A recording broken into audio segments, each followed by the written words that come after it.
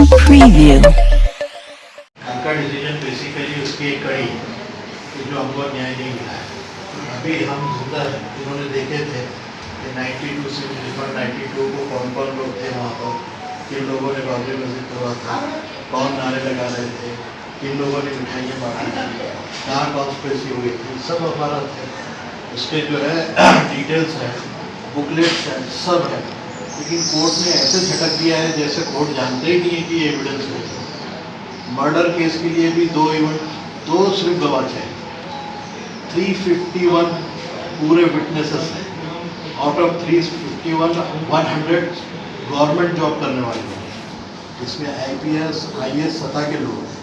अगर इनकी गवाही भी अगर कोर्ट नहीं एक्सेप्ट कर रहा है तो आखिर गवाही का डेफिनेशन क्या है? ये तो पूरा हमको फिर से डेफिनेशन डिसाइड करना पड़ेगा कि ये कैसे जो है जो विक्टिम्स के लिए एविडेंसेस ला सकते हैं। अभी वीडियो ऑडियो जितने भी है, क्या BBC का जो वीडियो है अगर YouTube पे आप जाएंगे तो दुनिया भर की गलत है। उस वक्त के अगर वो एविडेंस तस्लीम नहीं किया जाता है तो कोड ऑफ लॉ के तहत एविडेंस बोलते किसको है हमारी समझ नहीं है। हमको लगता है कि CBI कोर्ट गवर्नमेंट के कहने पे चल रही है और वो जो है डिसीजन गवर्नमेंट के बोलने पे ले रही है और गवर्नमेंट ने तमाम डिपार्टमेंट्स को अपना गुलाम बना रखा है। हम ये समझते हैं अगर ऐसा है तो भारत में न्याय क्या है वो कभी मिलना नहीं, हमको ऐसा लगता है। और जो कुछ अभी विश्वास बचा है जुडिशरी पर और जो है ब्यूरोक्रेसी पर, वो विश्वास अगर बाकी रखना है तो न्याय करना पड़ेगा। ये हम समझते हैं अन्याय है और उसकी आखिरी कड़ी के तौर पर हम उसको देख रहे हैं कि बाबरी मस्जिद का तो मामला ख़त्म हो गया। सुप्रीम कोर्ट ने आस्था की बुनियाद पर डिसीजन दिया है। सब 49 में कुछ मूर्तियां ला के रखी गई, FIR गवर्नमेंट ने की है, पुलिस ने। उसको वो पत्थर हटाने के बजाय कोर्ट ने जो फसाद हुआ है, रॉयट्स हुए हैं, हजारों करोड़ों रुपए का नुकसान हुआ है, सब इनसे वसूल किया है। जो इनकी वजह से हुआ है ये वसूल किया जाए उनसे, और जो लोग इसमें परेशान हाल है उनको कंपनसेट किया जाए, जबकि अभी तक लोग जो है उनको कंपनसेट मिला नहीं। उसमें एक आदमी ने एप्लीकेशन दिया, विदिन 1.5 आवर डिसीजन हुआ कि अब दरवाज़ा खोल दिया जाए। शीला नियाज की परमिशन कोर्ट की है, सिंबॉलिक कार सेवा की परमिशन कोर्ट की है, स्टैटस को की परमिशन कोर्ट की है। स्टैटस को जब 6 दिसंबर को डिमोलिश कर दिया गया और वो जो मूर्ति थी वो भी हटा दी गई, तो स्टैटस को 7 दिसंबर का क्यों किया गया? 6 का ही होना चाहिए था, जबकि ये इवेंट हुआ था जिस दिन, लेकिन 7 दिसंबर का स्टैटस को किया गया। इसका मतलब ये है कि कोर्ट ने फिर हमारे साथ इंसाफ, फिर इलाहाबाद हाई कोर्ट का जो डिसीजन है जो सितंबर 2010 को हुआ है, वो तो बंदरबाट है, चोर को भी दे दो, इसको भी दे दो, उसको भी दे दो, ऐसा डिसीजन है। सारी दुनिया हंस रही थी, पूरी दुनिया। उसके बाद सुप्रीम कोर्ट ने आस्था की बुनियाद पर डिसीजन दिया, एविडेंस है, सब हिस्ट्री है, आर्कोलॉजिकल डिपार्टमेंट की रिपोर्टें हैं, उसके बावजूद भी जो डिसीजन आया। मुसलमानों ने तो अब तक कोर्ट के ऊपर भरोसा किया। मैंने तो आपको क्रोनोलॉजी बताई कि किस तरह बाबरी मस्जिद के मामले में हर कोर्ट ने मुसलमानों को इंसाफ दिया नहीं। मुस्लिम पर्सनल लॉ बोर्ड बताएगा कि उसकी क्या स्ट्रेटजी नहीं है। हमारा कहना ये है कि अगर देश को शांतता के साथ चलाना है और देश के अंदर ये क्रिमिनोलॉजी की मेंटालिटी कम करना है, ये झूठ फरेब और छल कपट को अगर ख़त्म करना है तो इंसाफ की पद्धत अख्तियार करनी पड़ेगी। न्याय अगर आप नहीं देंगे तो ये जंगल राज होगा और जंगल राज का कोई फ्यूचर नहीं होता है। जी, आज के सिलसिले में मेमोरेंडम दिया। बिस्मिल्लाहिर्रहमानिर्रहीम।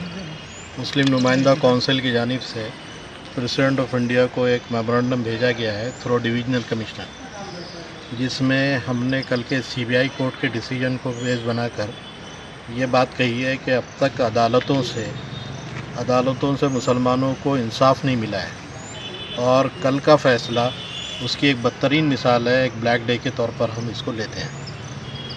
1947 में मूर्तियाँ रखी गई थी बाबरी मस्जिद के अंदर, उस वक्त FIR हुई, मूर्तियाँ हटाने के बजाय कोर्ट ने जो है दरवाज़ा बंद करने का डिसीजन किया। 1 फरवरी 1986 में एक आदमी ने एप्लीकेशन लगाई विदिन 1.5 आवर ये डिसीजन दिया गया कि दरवाज़ा खोल दिया जाए। कोर्ट ने डिसीजन दिया, शिलान्यास का डिसीजन कोर्ट का डिसीजन है। 6 दिसंबर 92 को एक सिंबॉलिक कार सेवा का डिसीजन कोर्ट ने दिया, जिस कार सेवा के नतीजे में बाबरी मस्जिद को शहीद कर दिया गया। सुप्रीम कोर्ट ने स्टेटस को 7 दिसंबर का दिया है, जबकि बाबरी मस्जिद के मलबे पर, उसके ढेर पर मूर्तियां दोबारा ला के रखी गई। हम पूछते हैं कि कोर्ट ने 6 दिसंबर का स्टेटस को क्यों नहीं दिया था, जबकि वहाँ मूर्तियां नहीं थी और सिर्फ अंबार था, ढेर था। तो ये 7 दिसंबर को जब मूर्तियां ला के रखी गई तो सुप्रीम कोर्ट ने स्टेटस को 7 दिसंबर का किया है। उसके बाद सितंबर 2010 में इलाहाबाद हाई कोर्ट का डिसीजन आया, जिसमें 3 हिस्से कर दिए गए। 3 टोम को 3 लोगों को बांट दिया गया। बंदर बाट का डिसीजन था, सारी दुनिया हंस रही थी हम पर जब हाई कोर्ट ने ये डिसीजन दिया। वो डिसीजन को जब चैलेंज किया गया सुप्रीम कोर्ट में, तो 19 नवंबर को जो 2019 में डिसीजन आया है, वो डिसीजन हिंदुत्व की आस्था पे आया है कि उनका अकीदा क्या है। एविडेंसेस पे नहीं आया है कि क्या हिस्ट्री बोलती है, क्या आर्कोलॉजिकल रिपोर्ट बोलती है, क्या कानून बोलता है। ये आधार बना ही नहीं है। जो आधार बना है कि यहाँ की मेजॉरिटी का धर्म क्या है, उसकी आस्था क्या है, उसके ऊपर एक बाबरी मस्जिद को ढाकर एक मंदिर के लिए दे दिया गया।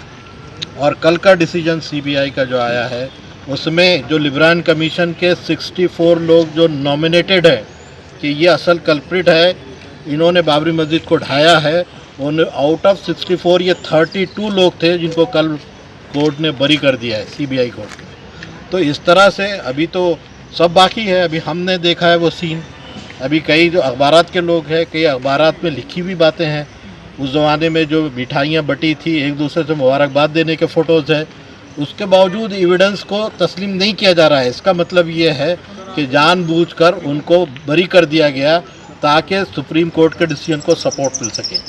तो हम ये समझते हैं कि न्याय को ज़िबा किया गया है, और जिस देश में न्याय ज़िबा होता है वहाँ जंगल राज होता है, हम इसको मानते हैं। तो हमारा ये कहना है प्रेसिडेंट ऑफ इंडिया से, जो थ्रू डिविजनल कमीशन हमने मेमोरेंडम दिया है, कि अगली कोर्ट के अंदर ये कल्प्रिट्स को छोड़ा ना जाए, उनके जो एविडेंसेस है उसको तस्लीम किया जाए।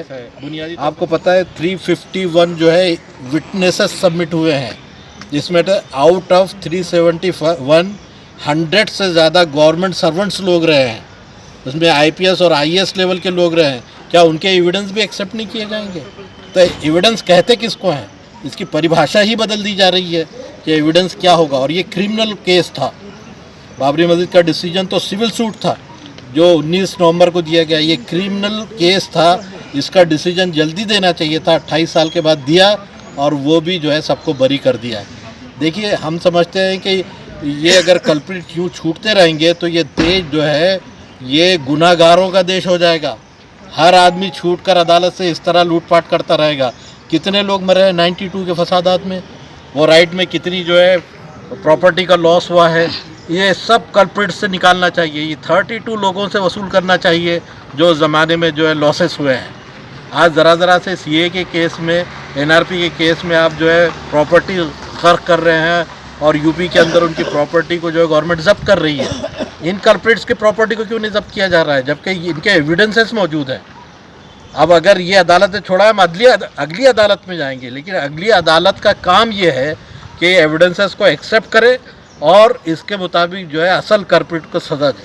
हमारे ये डिमांड हमने ये दिया है, और कंपनसेट करें उन लोगों को जिनके लॉसेस हुए हैं उस पीरियड के अंदर। ये हमने डिमांड किया है और इसको लेकर हम यहाँ आए। जिस तरह